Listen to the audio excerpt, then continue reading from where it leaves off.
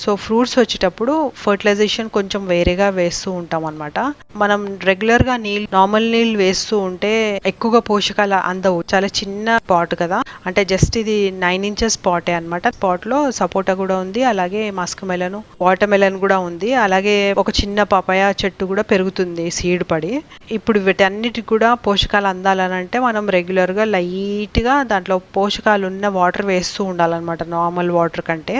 అలాగైతే ఇవి బాగా పెరుగుతూ ఉంటాయి. ఎందుకంటే ఇప్పుడు ఈ సపోటా చెట్టు చూస్తే లీవ్స్ అన్నీ కూడా పేల్గా కనిపిస్తున్నాయి, అంటే దాంట్లో మినరల్స్ అవన్నీ కూడా వాటికి సరిగ్గా సరిపోవట్లేదు అన్నట్టుగా మనకి నిదర్శనం అనమాట.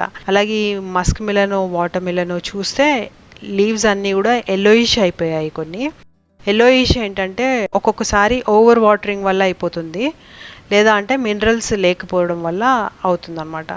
ఇప్పుడు మినరల్స్ లేకపోవడం వల్ల ఓవర్ వాటరింగ్ అన్ని రెండు కూడా ఇంటర్